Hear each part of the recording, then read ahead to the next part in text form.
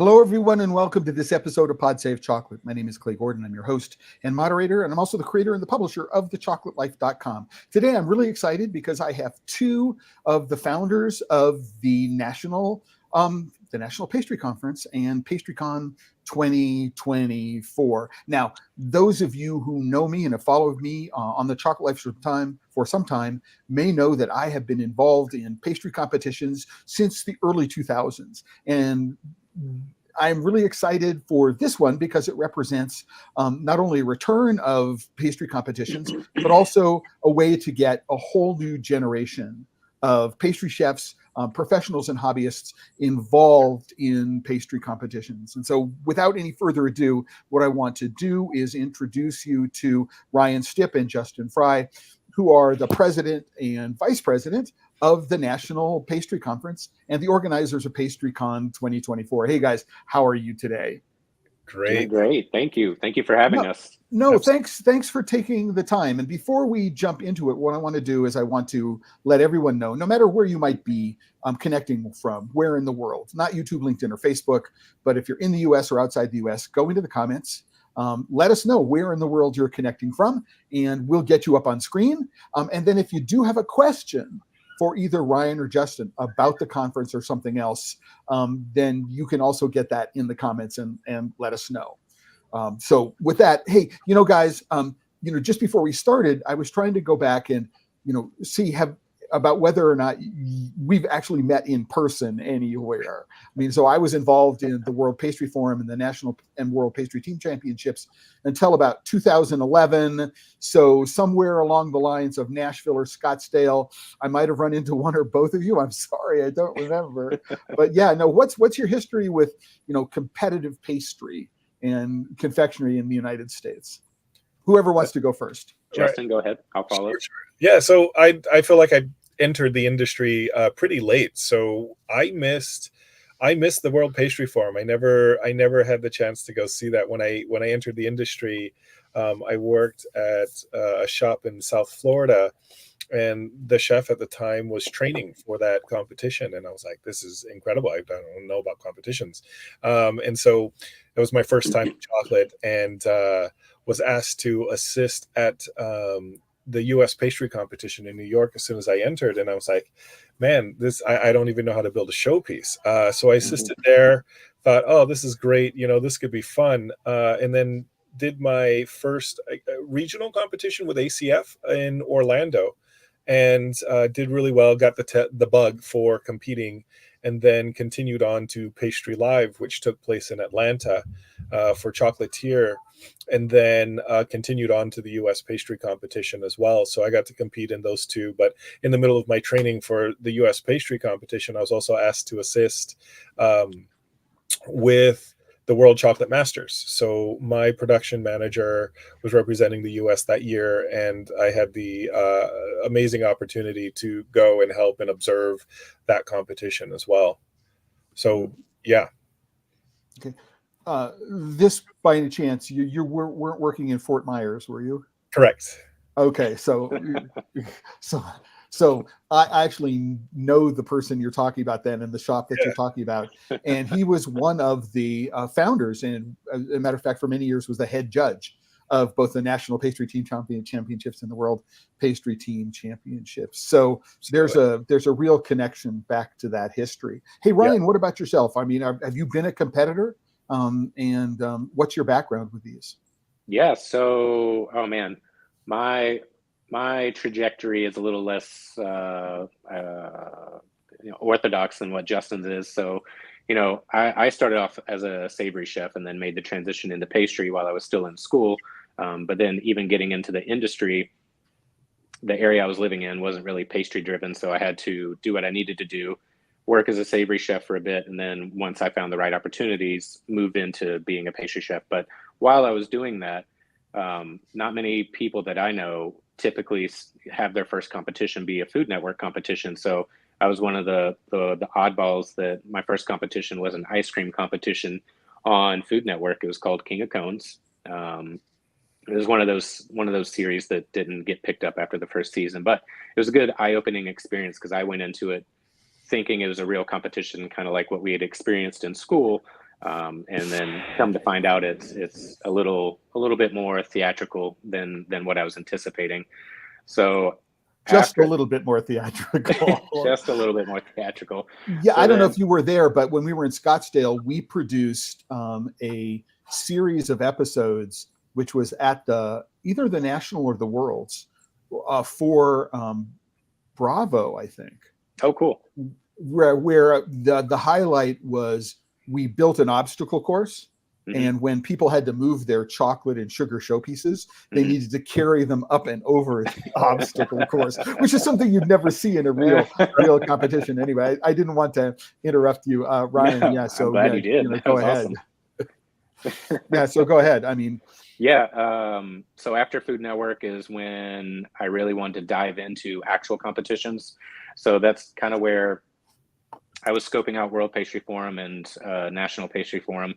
And then unfortunately those kind of dissolved before I could hit the ground running with any of those. But I landed at my real first competition at Pastry Live. I think 2013 or 2014 was my first year competing.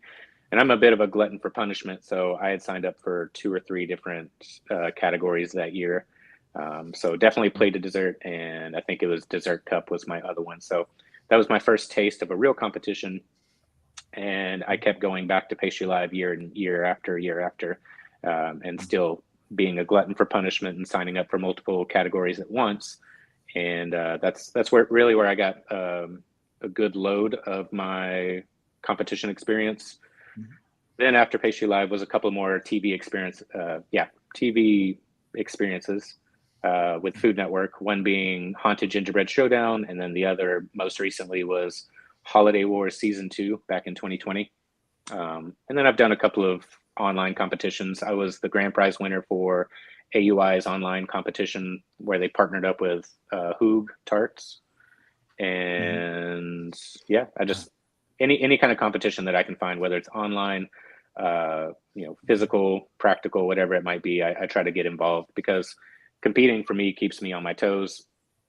It shows me what's trending and what other people are thinking about whenever they go into these competitions. And I love to keep learning as I'm going through this career path. So that's understand me. Completely. And what I want to do is let people know a couple of acronyms. Number one, Yep. ACF is the American Culinary Foundation, which Justin, you mentioned earlier.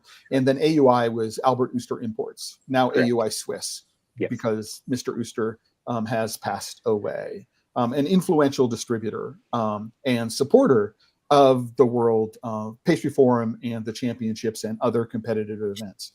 The reason why I wanted to go through all of these, number one is, I think almost everybody who looks at this, who looks at food competitions, their idea of what a food competition is based upon what they watch in either Bravo or Food Network. Right? Absolutely. And that, quote unquote, as you said, Ryan, real competitions look very, very different. And I think it's really, really important to know, what, I'm going to get rid of this banner over my face. Sure. There we go. There you are. Yeah, I'm here. I'm just realizing, it's like that these competitions are very, very different. But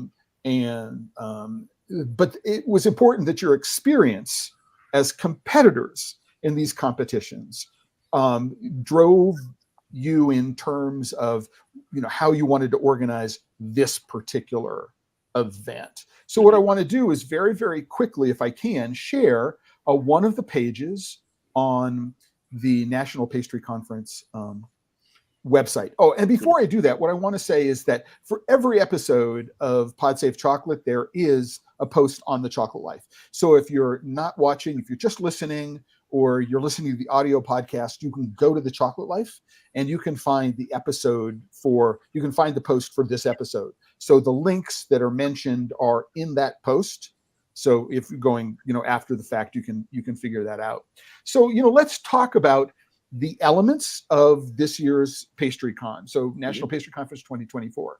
And I can see from the About page that there are 4 different elements. The first one of which is demonstrations. So can you tell us about, number one, what the demonstrations are going to be like and who is it that's going to be involved in giving the demonstrations? either one Yeah. of you, and then we go alternate. So somebody will take the odd ones, and the other one of you will take the even ones. Well, I'll speak to this because it falls into my wheelhouse and kind of what I'm overseeing for PastryCon 2024. So with the demos, you know, it's your typical trade show demo aspect of things. The sponsorships come on, and depending on what level they commit to, we've allotted them time to either demonstrate a new product that might be coming down the pipeline, or have one of their chef ambassadors come and take up the demo space and present a chocolate technique or a dessert technique that maybe some people haven't seen, or just kind of a refresher course for people that might not have had as much exposure to those techniques in their current job placement. So it's an opportunity for the sponsors to go up there, showcase product and or showcase equipment if they want to. Alternatively, if they didn't want to use the demo space that we have in our breakout space, they can have or host their demo on top of our stage that's on the trade show floor. So it's kind of, do you want to demonstrate to roughly 100 to 150 people, or do you want to demonstrate to the showroom floor where you can see upwards of 1,200 to 1,500 people? And some of those people that are doing the demos, that includes Valrhona, that includes AUI, Albert Uster Imports. Yeah, just to name a couple. There's a few more on the list. Gotcha. So, but before we jump into the next one, Justin, what I do want to talk about is who is this show for? Because I think, interestingly, when I look at the World Pastry Forum, and the World Pastry Forum is really for students, and the National and World Pastry Team Championships was for professional chefs. I don't think I ever saw a student competing when I was there. Right. But in this particular case, there are going to be people competing who are both professionals as well as what we might call hobbyists. So can you talk about how, appealing to both of those different groups is affecting, the way you're organizing the content for the show, as well as the competition, which we'll get to themselves? Yeah. I mean, when it comes to NPC and our idea of what we want this platform to be, it really kind of stems from the shift and movement out of the pastry industry after COVID. And we really wanted to build this platform to allow students, either up and coming or students that are currently in school or just leaving school, to have the opportunity to network and kind of grow their knowledge in what's available in our industry. So we've casted this huge net, trying to get everybody that loves pastry, that wants to get involved in pastry, that's going to school for pastry. And so when we talk about the TV shows, we see a growth in TV shows, interest, more networks are producing more shows. So there's this outside realm of interest within the pastry world, and we're trying to reach those high school students, maybe it's before that watch these shows, dedicated to it. And so creating this platform to allow them to see it live, see it in person, and then have the opportunity at the show to meet those administrations for, let's say, Johnson & Wales. And we're based here in North Carolina, so we have a couple of tech schools getting involved, CIA and so on and so forth. But to allow them to network and meet those people that can help them move into the industry. And so in the end, it's hoping to grow this industry altogether. Right. So, as I recall, one of the wonderful, introductions that I made when I was involved in the forum was getting a chance to meet with Cyril Hitz. And Cyril was the head of pastry and baking for Johnson & Wales. And, just not only was he a really nice guy, right, but he was an incredible educator, right? And having a chance to see his work and other students who were part of the Johnson & Wales program, and other instructors who've gone on to, fame of a sort within the industry was really, really, I think, valuable for me. I mean, as part of that introduction, I mean, I met in addition to meeting, Jacques Therese and MOF, the number of, people who had that experience was just really, really quite remarkable. And in North Carolina, people don't know much about it, but there are some really good small chocolate makers in Asheville and in Charlotte. People go, why North Carolina? But like many things, it turns out to be a hotbed of, and there are some, really interesting companies that are headquartered in the area that people don't know about. Absolutely. We think of Research Triangle Park, and what else do we know, right? Yeah. I mean, when we started reaching out to companies, we just keep finding more and more distribution here in North Carolina. I mean, it's incredible.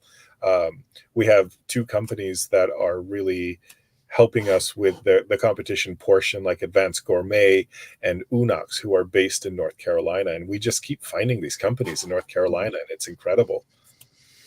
Yeah. So in addition to the demonstration, which is, as I understand, Ryan, the demonstrations are going to be driven by the B2B exhibitors. It's not necessarily the independent pastry chef who's been asked to come in and give a class. It's going to be an opportunity for the exhibitors to do that. The pastry show is what I would think of as sort of not just a B2B, but a B2C trade show. So if you are in fact a home, right, pastry chef, you'll get an opportunity to go. I mean, I remember going with my daughter to the pastry forum in Nashville and in Scottsdale, and she's got, at the time, she had much better chef coats than I have ever owned in my entire life. Having the opportunity to buy some really, really amazing stuff. So if you're involved in sugar work, maybe there'll be equipment for working with sugar. I noticed that Chef Rubber was one of your sponsors, if I recall correctly, and so they're one of the largest distributors of mixed line, broad line. If you need an airbrush, you need colors, you need other equipment, you need ingredients. Chef Rubber, Paul Edwards, I believe, is still the president. I think they're actually located in Texas now, right, Ryan? They're in Dallas or in Texas? They used to be in Las Vegas. Yeah, I know they still have their Las Vegas showroom, but a lot of their distribution is coming out of, I believe it's Fredericksburg, Texas. Okay. Just outside of Austin. Yes. So for me, and one thing we haven't talked about, but with both of you, and we'll get there before we get to the live stage events, is that there's an aspect of these events, right, which is all about building community. I mean, I've been talking about the people I met and the relationships I have and the connections that I have with you, which are, maybe not one bacon number, but might be 2 or 3 bacon numbers, separated. But talk about, if you can, again, coming out of COVID, which is one of the things you mentioned, Justin, about, the importance of building community face to face, because I think this is one of the most important aspects of an event like this. Do you want to jump on that, Justin? Or Ryan? Either one of you. I got it. I'll take it. Okay, Ryan. Right. Yeah. So, I mean, Justin's, he hit the nail on the head with it to a T. For us, it's about the community and the networking, the camaraderie, and that's kind of the void that we noticed was missing in the competition field. Was, there's some companies that came along and tried to do some things, and it was very, I guess, siloed. Maybe it only appealed towards one aspect of the pastry field. But what we really liked, especially about Pastry Live, was the fact that you had some of your legacy icons there that you could just walk up to and be like, Chef Nodder, I've followed your work for years, ever since I was a student, and now I get to, have a drink with you or have bonbons with you. It's important. The chef's Nodder. There are 2 of them at least. Correct. So Awald or Susan, now Nicole. It's a family legacy at this point, and it's fantastic to see. But yeah, the community and the camaraderie is really what we missed. And I guess selfishly, we wanted to start putting this conference together so that we could essentially hang out with all of our friends again and see what everybody's up to, see what's the latest and the greatest, see what's coming down the pipeline from these different companies, and create a platform for people to come in and shed light onto, how the gelato world works, or how craft confectionery works and stuff like that. It's just, I mean, yeah. So I have to admit that this is one of the reasons why I am really excited about what it is that you're doing, right? So even though I was involved with the publishers of Pastry Art and Design and the publishers of Chocolatier, who also merged frozen desserts and pastry art design and Chocolatier into Dessert Professional, right? Who and the publishers, founders, were the organizers, Carimax, the company that produced the forums and the championships, that once that disbanded, 2012 was the last edition, if I recall, that, even though Pastry Live came about, it didn't feel exactly the same from my understanding. I mean, it did fill a gap, but there was something necessary. And so with it gone, I feel like, all right, this is an opportunity to just like jump into this. So you're taking, what is at least a decade's worth of experience, right? Not only as professional chefs, but as competitors and people who've been involved in this, and putting it together because, one of the greatest reasons why anybody does something like this is because I want it for me. Right. And if I'm missing it, but you guys have any professional event management experience, organizing experience before doing this? Because this is a real different thing entirely. Aside from being a pastry chef and presenting, in front of guests all the time, I mean, that's kind of our approach, right? I think it's better coming from pastry chefs, right? Because pastry chefs, especially someone like Ryan Stipp or myself that have that experience in competing, we're looking at it from a pastry chef's point of view versus, maybe it's not a corporate, company putting it together, but we're seeing it from a pastry chef's side. But both back of house and front of house, because the two are right. So let's jump into that. So the third component of the pastry conference is live stage events. And so when I think of live stage events, this is presentations, either individual presentations or panel presentations, where somebody on stage gets up and talks about a topic. So can you give us an idea of some of the people who have already been signed up to give some of these presentations, some of these events, and what we might be hearing? Because unfortunately, I mean, you have a good description of what the events are, and we'll get to that, right? But there's nothing on the website yet about what this other content is going to be. Correct, and I'll speak to this as well. Coming down the pipeline will be the more defined schedule as to what's happening on the stage versus what's happening in the demo spaces. And to speak to that, one thing that we wanted to do with the stage was give these companies and or pastry chefs that might want to take the stage as well, but give these companies a platform to present maybe new equipment or a new product line that's coming, somewhat similar to the demo space, but again, to a much broader audience. So, this includes some of the entrepreneurs that we've partnered up with that have their own business. They'll be coming on stage to talk about how they got to where they are. I don't want to spill the beans on this just yet, but we do have a celebrity chef coming. Oh, come on, stage. leaks. Let's have them. Okay, so we do. You heard it here. No, I'm just kidding, Ryan. If you don't feel comfortable mentioning anything, that's fine. But what I'm going to recommend to everybody, what you want to do is you want to go to the website. Here's the homepage. Is there a place where they can sign up to get emails on a regular basis, follow-ups? There is, yes. You should see. Okay, there should be a pop-up whenever you first get the website. I've been sitting on this for a couple of days, and so if there has been a pop-up, otherwise there's also an Instagram link, a TikTok link, and a Facebook link, so you can go and subscribe to those channels and stay up to date for all of those things. So what I want to say is, like, we're about halfway through, not quite halfway through the episode. Want to do a quick reset to everybody.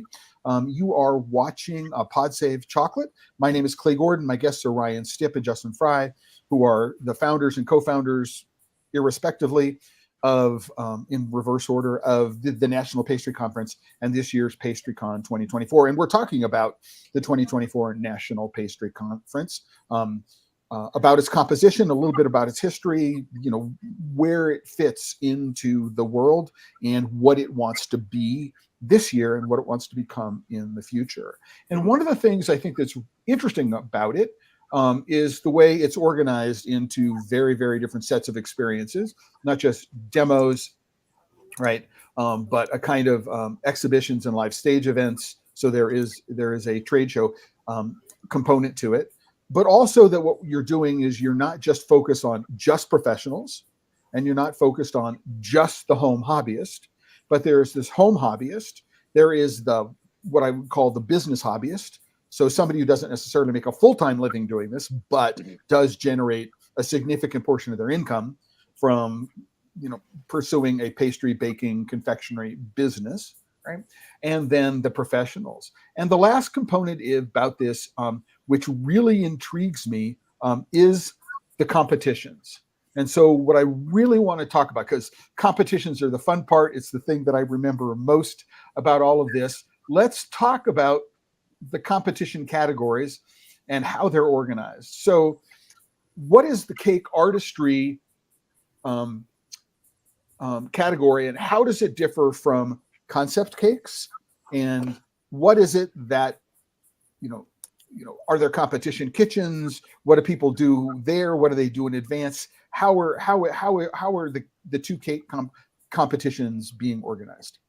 Yeah, so bringing in the cake world was very important to us because they bring in those hobbyists, they bring in a huge crowd, and when they compete, they're going to be competing at pretty much the same competitions, right? Because the cake world is always they've stayed strong in competitions. They always have this huge interest, and we wanted to present something a little bit different.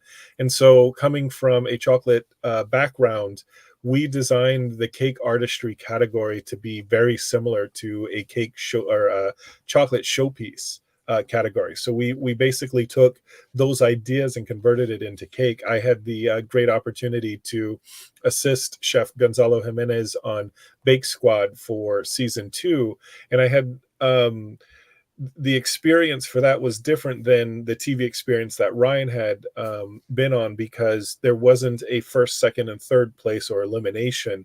It was basically just create stuff all at once. But there's 4 different bakers on that show. There's a pastry, there's a cake, there's a flavor, and a chocolate guy on this show. And so we were exposed to a lot of these professionals doing cakes and doing plated desserts and recipe development. And I would find myself just stopping and watching the cake artists just really sculpt these amazing cakes in front of us. In 3 hours, they would have something up. And I said, man, this is, we need people to see this. And how do we get this into a competition? And so we created that cake artistry category, where a lot of the competitors will be bringing in all their components to build it, and they'll be assembling it there in 7 hours. The concept cake falls right under a lot of the same ideas of other past competitions, where the professional or the cake artist is going to design everything at home, bring it in, set it up, and then everybody else gets to enjoy it. And then while we were putting those together, we were organizing our judges. They directed us to cookies, and they said, if you're going to do cakes, like, you really need to think about cookies, because that's an up and coming style of competition that's coming up. And I said, wow, that's fascinating. Tell me more. And so we explored it a little bit more, and we said, yeah, let's do it. And when we discussed with our professionals about, well, how do they present the cookies? I've never been to this competition. Tell me more about that. And they presented on a platter, and I'm like, well, that's fun. But how do we tweak this a little bit better? And so we're challenging the competitors to create their cookies that are required based off the rules, but we want them to display it in a way that tells a story, that it adds to their theming, that adds to their showmanship, and do these cookies a little bit more justice than putting them on a plate. And so just that alone, we had a meeting with all the competitors and the advisors, and even putting that together for all the competitors was different than what is typically done in the cake world. So we're really trying to tweak this and make it a little different experience altogether for the competitors, for those categories. So let me ask this, really, because it's not clear to me from reading this, is that when I was at the National and World Pastry Team Championships when they were doing the showpiece Mm-hmm. sections, even though the showpieces weren't necessarily judged by taste, they Right. needed to be 100% edible. Right. So I am guessing for all of these categories, there is a flavor component, right? Or not. So that's the question I want to know. Are some of these, like, I bring in, styrofoam support pieces and I just decorate them and it's not designed to be edible? Where does that happen? And is that the difference between the two cake competitions? Well, that's kind of a fine line. We originally started doing a flavor portion for the cake, for the concept cake, and talking to the judges who have had all this experience, they said it's probably not a good idea to have somebody make this all out of cake, because they've experienced a scenario where somebody made this cake 8 months ago, saved it and brought it in, and when they cut into it, it was rough, right? So we want to get the categories going and running, and then we'll move into the tasting category, because I know that that's really important to chefs and things like that. When it comes to cakes and building these structures, just because of the medium that it needs to have wooden supports, it needs to have wired supports and things like that.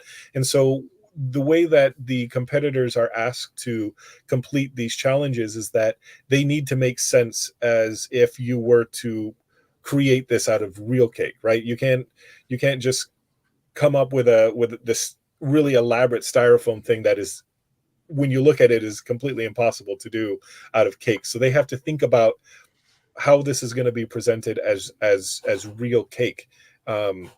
And that's just the nature of that particular category in cake, right? Because you don't see wire structures in chocolate. It all has to be edible and all those things. And that's the nature of that competition. And when you look at chocolate competitions, when you do a showpiece, none of those requirements ever say, build an incredible showpiece and then we're going to eat it after. Right. So we want to take that and right away. I mean, that's the thing with cake. You want to slice into it, you want to eat it. But why can't we take that idea and move it with cake and showcase the artistry that goes in it? Right. And so that's the approach that I wanted to have, and how I presented it to our cake advisors.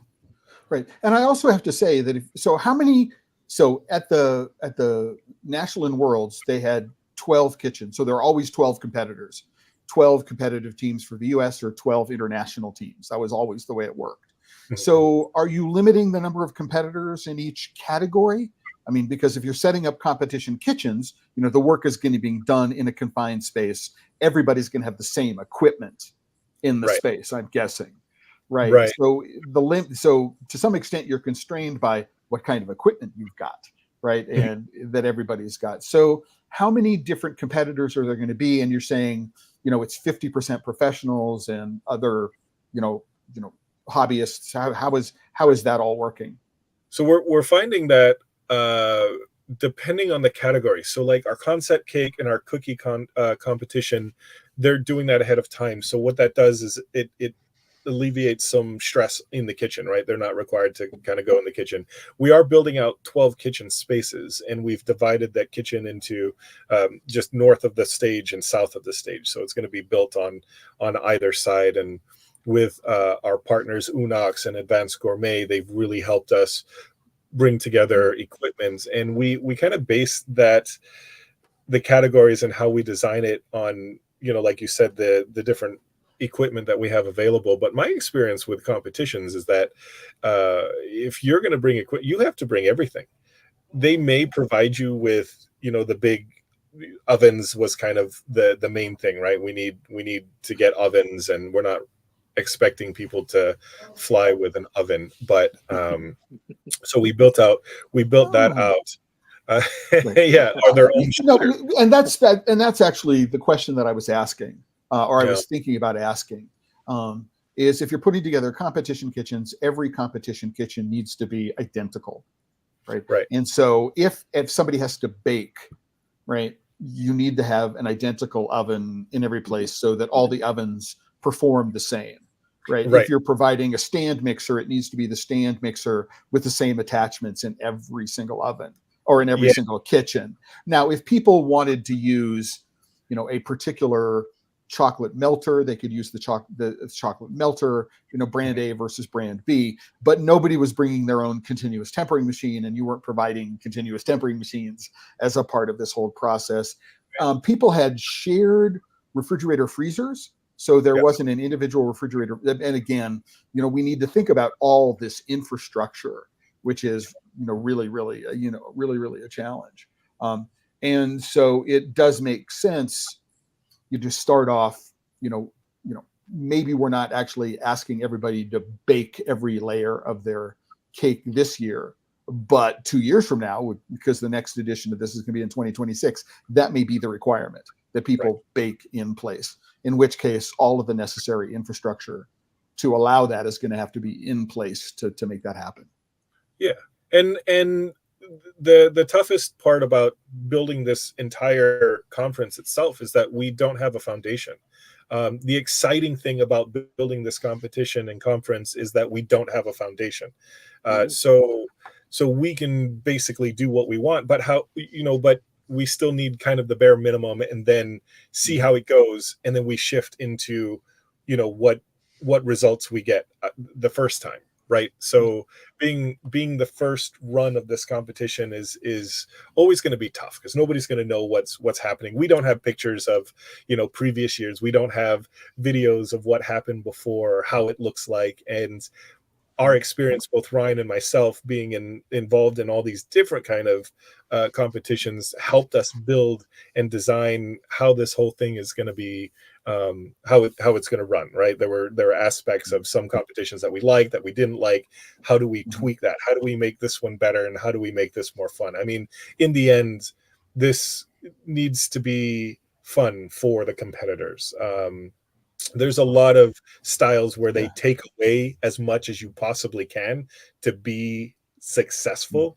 And for us, we want to try to give as much as we can, so that, they're as successful as we can. But we also have to think about, do we have this equipment? Can we get this equipment? We're not, this is not a TV show, so we don't have $1 million budget, so that's been a big challenge, and kind of a, seesaw battle of what we can offer and can't. Right. And I think another aspect of the support, if you look at the first 2 years of the championships, they were held in tents outdoors in Beaver Creek, Colorado. And the video is no longer up on YouTube, unfortunately, but there is a video where they were talking about the second one, which would be the 2001, where it got way warmer than anybody was expecting. And so because it was outdoors in a tent, just dealing with the heat became the overwhelming, requirement. And then what they did is they moved to hotels. So we were at the Rio in Las Vegas. We were then at the Gaylord in Nashville. And was it a Hyatt in Scottsdale? I forget exactly where it was, which is just a couple of hours down the road from where I am right now. But then the entire show changed depending upon the infrastructure and the facilities that each individual hotel property could offer. So what's the venue you're using this year? I'm going to assume, Ryan, you work at the Omni. It looks like you have an Omni, right? I mean, how is the Omni? Because that's really important. How is the Omni supporting what it is that you're doing? And, where is this going to be taking place in Charlotte? So sure. You want to jump on that, Omni? Yeah, Ryan? Yeah. So Omni has been very supportive of my decision and my journey in doing this competition and conference with Justin, and they've offered up as much support as they can at the current time. There's still some talks and some wiggle room about a little bit more in-depth involvement from them. However, we wanted to play it safe and secure a venue that we knew had the right amount of space, the right amount of power, and just the right kind of, I guess, vibe that we were going for year one, especially with, like Justin was saying, us not knowing how it's going to play out just yet, not having that foundation. So the venue we landed on is called the Park Expo. It's about 6 to 7 minute drive from Uptown, and it's a 40,000 square foot venue, so lots of space to move around, lots of space for the vendors and the sponsors to set up their booths. And then, of course, the breakout spaces above the trade show floor on level 2 for us to do not only our demos, but have a judge's deliberation room, kind of a VIP green room for people to step away and get a break from the grind. And then another thing that we're offering is a classroom setting for some people that can get their ServSafe certification recertified. So that'll also be taking place at PastryCon 2024 in the breakout spaces that we have upstairs. So moving forward with this, we would like to kind of centralize things and potentially have it at a resort or a hotel or a conference hotel. But we were concerned about the sponsors and the vendors being able to get into Charlotte downtown Omni and be able to be successful like we wanted them to be for year one. Right. Well, I think it's really important because different hotel and resort chains have different commitments to pastry, right, and chocolate in general. And so, I remember when Norman was, starting off, one of the things that this is Norman Love, who was one of the co-founders of the forum and also the head judge, is that he opened up Ritz-Carltons around the world, right? And so the chain had a commitment to pastry and baking, and so the same thing was true, at the Rio, right? So Randy, I forget his last name. It's just like I probably knew it a minute ago. I mean, the commitment of the hotel, the venue to what it is was going on makes sense. I mean, are you finding, in this post-COVID world where big hotel chains are they de-emphasizing pastry in-house, or more and more of them bringing it in and want to showcase, name pastry chefs involved with properties as part of the experience? And does something like PastryCon, the National Pastry Conference, become part of a career trajectory? Part of the path that one makes, if that's what you want to do, is to become a pastry chef in a big resort? Is that part of the goal here? What's going on? Yes to all of the above. So my experience with hey, and I could say, we did not have this conversation in advance. It just occurred to me, sort of organically out of the conversation. You're good. I'm happy to answer it. So from my perspective, being in the resort and hotel world, I've seen a huge uptick in, Omni specifically investing back into the pastry chefs that they had in the brand, because once COVID came along, it wiped out a bunch of us. And, they relied on the ones that were still within the brand during the COVID times to really kind of do a lot of heavy lifting and kind of bring the pastry programs back to each property. So I'm fortunate enough to be one of the ones that gets called to go on task force a whole lot and help out these other properties that might not have rebuilt their pastry program yet, or just go on corporate R&D trips for future programming where, we partner up with a few different wineries. We go and explore those wineries, then we come back and maybe go down to corporate Cisco and use their test kitchens to develop recipes that are then applied towards those programs whenever they launch.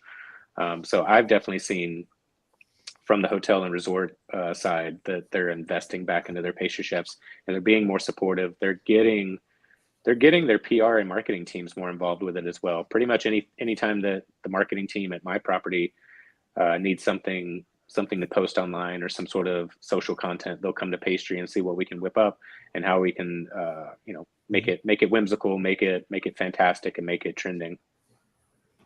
Well, and from my side of things, owning a chocolate business, at least here in Charlotte, we're seeing an increase in purchasing items that will help bring those customers back to the hotel and kind of keep them there, right? So they may not have brought back that pastry chef, but now they're reaching out to small businesses. One great thing about Charlotte is that they really support local businesses. And so I've seen that increase with the different hotels that we have around the area.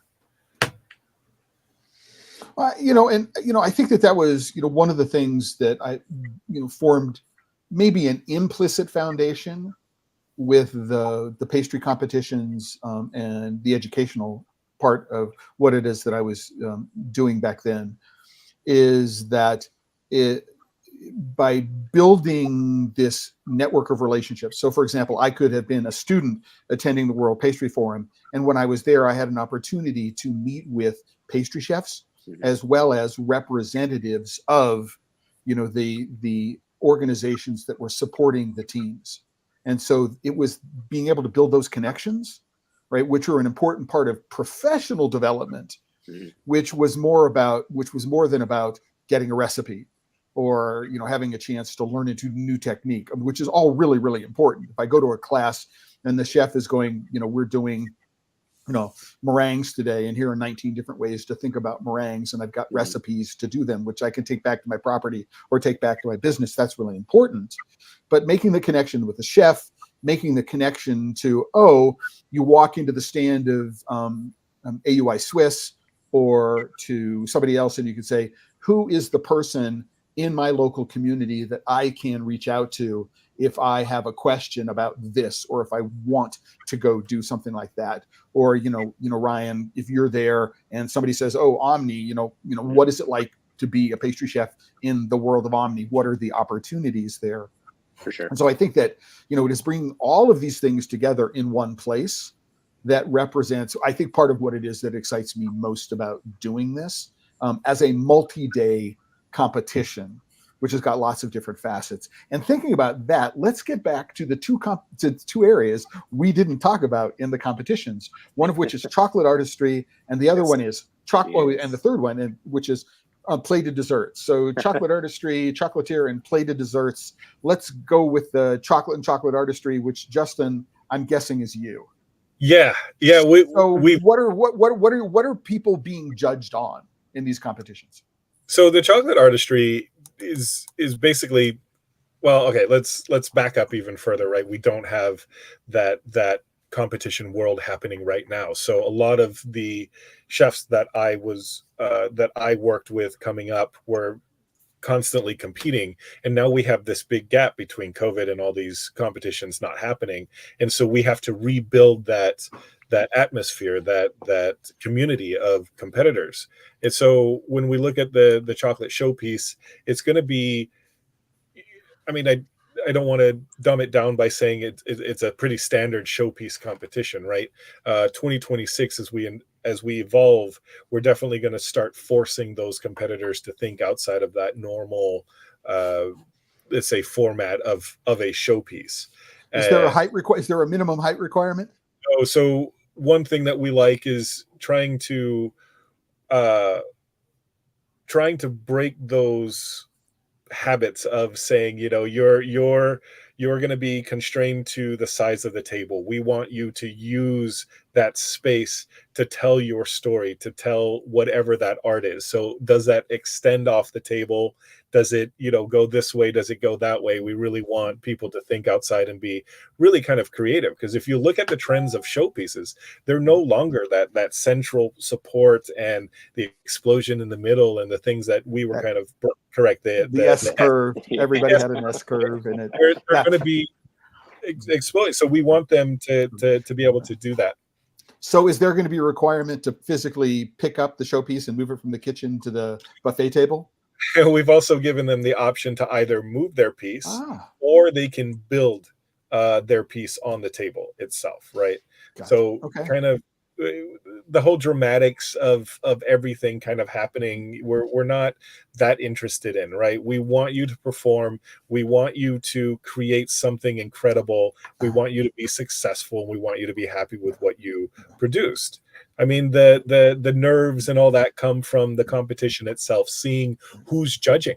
I mean, if you look at the judging panel, we have we have the chef advisory panel, right, which is right here.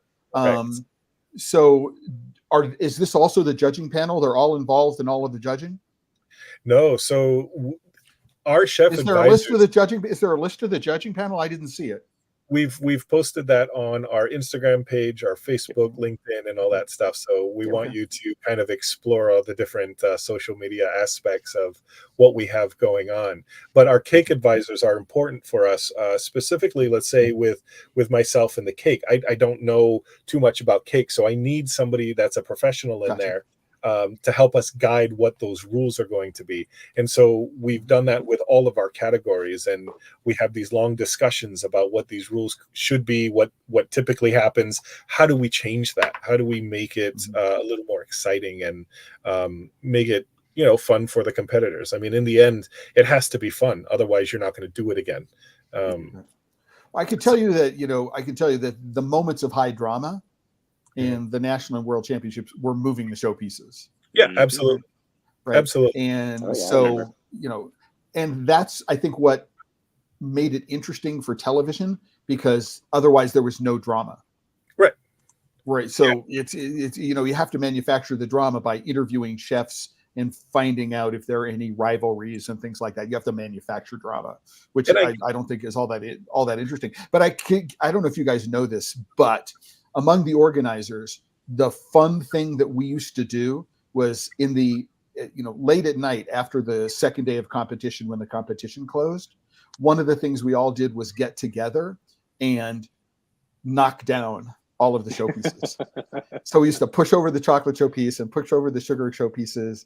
And actually somebody headbutted the French one year, did a really, really massive showpiece. Somebody headbutted it and actually ended up having to get stitches in their forehead from head. But we used to love just pushing over the existing showpieces. So I'm going to guess that the chocolatier competition, is that going to involve a flavor judgment aspect, whereas the artistry competition is just going to be about the nature of the showpiece that's being created? Yeah, so if you are going to build a showpiece, you already know the basic, you already know how to temper. You have to, otherwise you can't build the showpiece, right? And our chocolatier competition, taking inspiration from other shows where the competitors would bring in their finished product and then they would be tasted. We wanted to do something live. So we took what is kind of what we feel is current within a chocolatier and showcase, those skills of tempering. Like, you have to know how to temper to get that shine, to get that chocolate just out of the mold to begin with. So it is a live component, which you see live bonbons being done at Masters, and they have all these other tools, they have all these things at their helm, and we don't. And we want this to be done in front of in a live kitchen, and then it gets tasted by the judges as well. So they're required to put all their different components onto a serving platter, and that platter gets in front of the judges, kind of parades just like they do at the Coupe, right? And then judges take their pictures, and they sit down, and then kind of like family style, the judges come in and pick at. Now, because we've extended that from just bonbons to bars and confections, we've divided our judges into two groups. So we have the first half of our judges judging only the bonbons, and then the other half of our judges are judging the bars and the confections, mainly because when I was a guest judge for Pastry Live, there were 18 competitors, and you were trying 2 of each from those competitors. So sitting there and eating that much chocolate it's a lot of work. It's a lot, right? A lot of work, especially in the time constraints that are involved. Correct. So I do want to get to plated desserts really quickly, but I'm intrigued by the notion of, so when you say bonbons, you're thinking shell molded? Is that correct? What you're saying? When you mean? So how do confections different from? Are they other forms like hand rolled, or are they slabbed ganaches? What are the differences in terms of confections, chocolate confections, as opposed to bonbons? So that was a tough. So the bonbons, molded, that's kind of the trend, right? And then the bars, the competitors have the option of either doing a molded bar, filled bar, or a hand dipped, right? So that would cover that technique of doing kind of hand dipped. And then what do we do about confections? Well, what's a confection? Is it everything that is not considered a bonbon? Is it marshmallow? Is it caramels? Is it pâte à fruits? Is it panned? It's really up to the competitor to decide what they want to make, right? And that was actually the challenging part of building this rule, is because most of these rules have a weight limit, right? And I said, well, if we decide to put a weight limit on the confection, we're going to have to list every possible option that the competitors will have to choose from, and then that's just absurd. So let's put it to 2 to 3 bites. If it's a panned item, then that's pretty simple in terms of size and things like that. You obviously don't want to come with a 2-foot marshmallow, teddy bear and dip that in chocolate and then serve it on that platter. But we want to be able to, to Right. give the But it could competitor. be a 2 foot long marshmallow block with the French love as guimauve. I mean, if Well, finish that in 2-3 bites. right. What I want to do is so Ryan, I'm gonna guess from the competition that plated desserts is something that you feel most connected with here. Compare in or Ryan or Justin, do you want to cover plated desserts and Well, define how many elements need to be in the plated dessert and all that other kind of stuff? Yeah. It doesn't have so anyway. Yeah.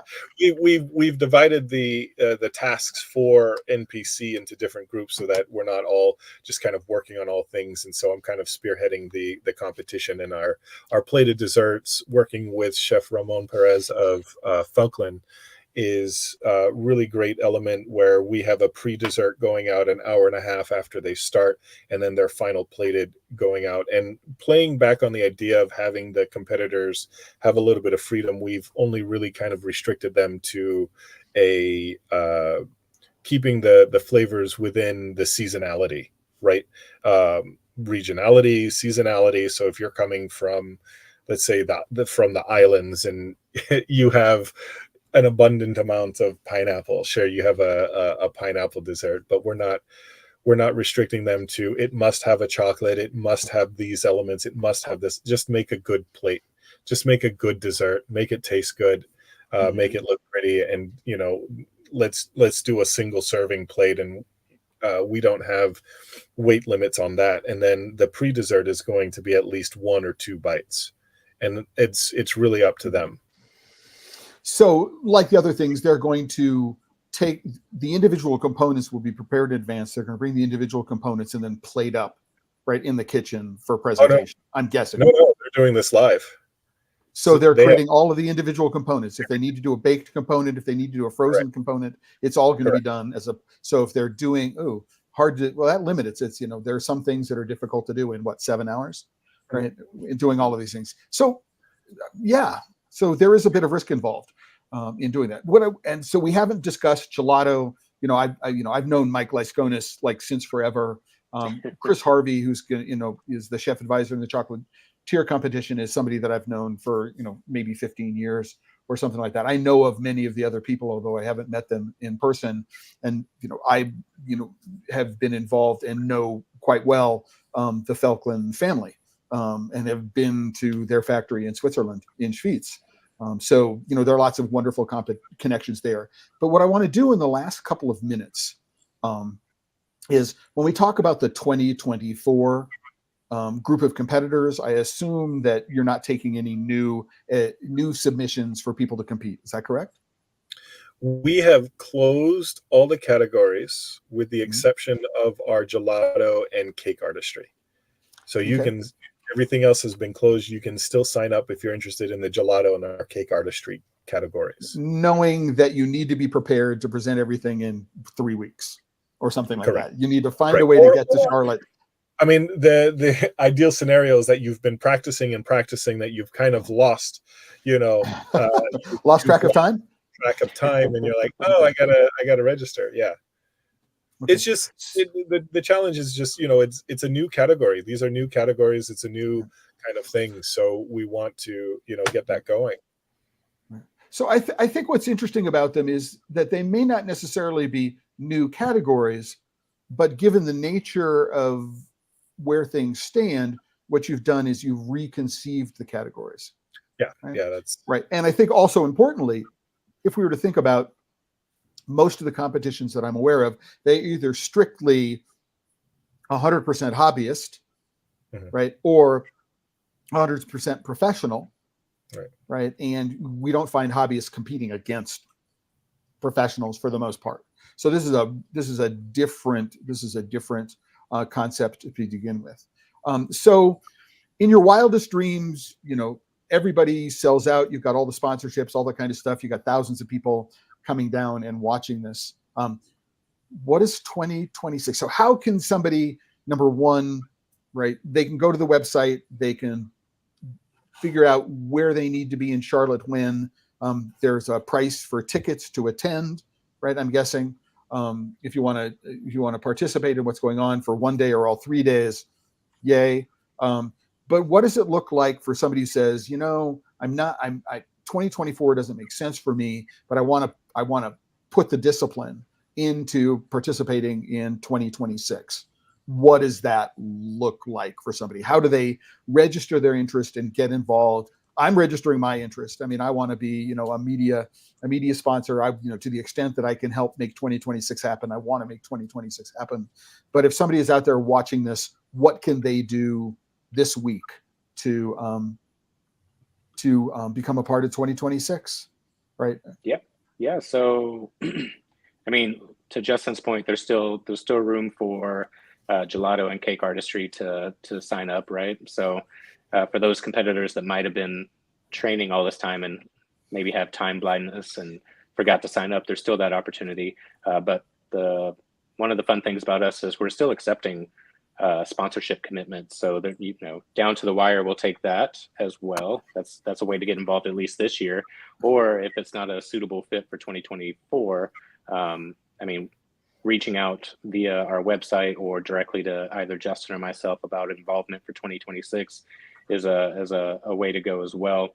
And for those that are looking to compete in 2026, the best thing you can do is come and spectate. That's kind of how I got my start for real competitions. That's what I did for Pastry Live and for World Pastry Forum.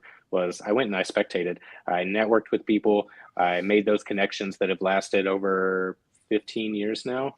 And I still talk to these people even to today. So just getting out there, making those connections, mingling with your peers and seeing what other people are doing is really going to be inspiring to you to want to compete for 2026, to want to get involved for 2026. And once we establish the foundation and the format this year in 2024, now you kind of know what to expect for 2026. Of course, we want to take all the good, all the bad that may occur from 2024 and modify it, tweak it to make it better. But with 2024, you'll at least have a general idea of what to expect. And you can go ahead and start planning your showpiece. You can go ahead and start planning your bonbons and your confections and your sculpted cake and all those fun things. Well, I think, as you pointed out, that there is a special discipline in competing, right? And so, for example, one of the things that I know that, teams were 3 people. And if you've got a 10 by 10 kitchen with 3 people in it, and you're trying to produce a plated dessert, an entremet glacé, bonbons and 2 showpieces, it's all about choreography. Right. And, over the course of 2 days, there's a lot of work to do. But even when you're solo in a competition kitchen, understanding how much space you have, how to work the space, I'm guessing there's a working clean requirement, right, for going on, which many people don't have to worry about. I've seen people lose. The difference between first place and second place was somebody not showing up with their toque one day, which you tend to think of as like a really crazy requirement. But within the competition rule set, it's really important. If you've got chocolate all over the front of you, or if you leave your sink dirty at the end of the day or something like that, these are things that count against you. And so one thing to think about is, this is what the competition kitchen looks like. This is the space I have available. This is the equipment I have available. And, if I'm going to compete, I need to be aware of what my physical surroundings are, because things may be in different places. So it really is an art. And I think that, and perhaps you can tell me, Ryan, in your day-to-day experience in a kitchen, like a big hotel kitchen, resort kitchen, like the one you're working on, how does the discipline, right, of learning how to compete fit into your daily routine, or does it at all? I would imagine that, I imagine, I've only been an outsider looking in at these kind of things, but I imagine it's going to be an important aspect, or it could be an important contributor to the discipline of working with other people and working in these environments. Sure. So another reason to think about competing. Yeah, absolutely. So at least for me, from my perspective, if you run a well-maintained kitchen and you keep things in place, your mise en place, your powdered sugar always goes in this one bin, your dry ingredients always go over here on this shelf. That's going to translate really well into you competing, because now you know how you want to set up your kitchen and how you can flow in that environment. Yes, it'll be a new environment to a degree, but as long as you have those foundational components of setting up a clean kitchen and working clean, that translates so easily into competing in something like this. Where the team aspect comes into it is, so I'm helping manage my kitchen, right, or our kitchen, right, and I'm having to work with these teammates and essentially get them to think the same way that we do in terms of putting things back. The gelatin should always go back on the shelf at this spot. The ground cinnamon should always go on the spice rack at this spot, so that it makes moving through the kitchen more fluid. And you just, without thinking, you're reaching at these places from muscle memory to grab your gelatin or your ground cinnamon, and it takes one person putting it in the wrong spot, and you go to grab it and it's not there, and it really just throws you off your game. Yeah. Well, there's more than one instance in a competition kitchen where somebody has mistaken sugar for salt, and they've added way too much salt for what it is that goes goes on. Right. But again, so my mind is growing at about 1,000 miles an hour, and we're a couple of minutes past time. What I want to do is I want to thank the both of you for joining me today in talking about PastryCon 2024. For people who are watching this after the fact, right, or are listening to this in the audio podcast, which will be posted, you can go to thechocolatelife.com, and right now I'm showing the homepage of thechocolatelife.com.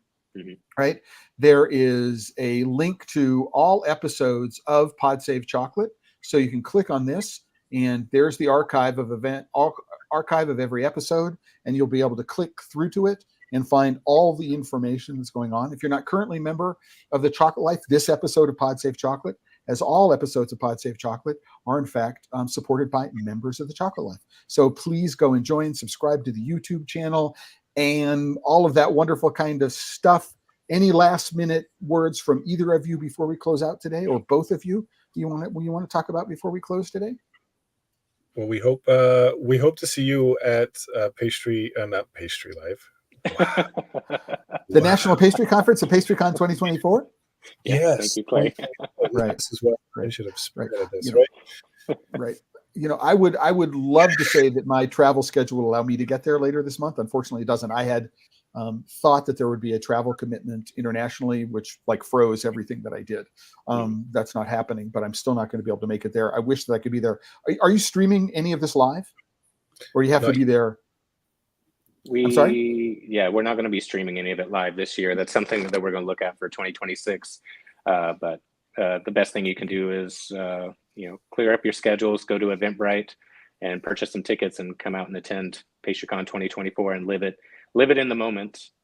Otherwise, you can follow us on social media. Instagram is at National Pastry Conference, Facebook, National Pastry Conference, or go to pastrycon.com for more information.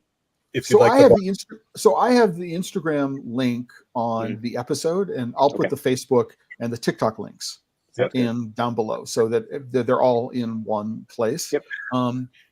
If you guys one of you will email me the Eventbrite link. I'll put the Eventbrite link up at the top. So if you're interested in purchasing tickets, you can go and do that. And just to say again, I'm really excited for this. I mean, we all see competitions on television. For the most part, all the television competitions are staged around artificial drama and things like that. And this is a chance to go, see the competition, if you want to, live in real time and understand what's going on. And if you are at all involved in producing pastry, gelato, cakes, and you're interested in seeing what it might be like to compete, right? Be in Charlotte this year and plan to figure out how to participate in 2026, either as a spectator or as a competitor. The experience is going to be invaluable. I mean, I think back to the people that I met, starting in 2004 in Las Vegas, right? And all the time that I had an opportunity to meet with people, and it is a formative experience for me.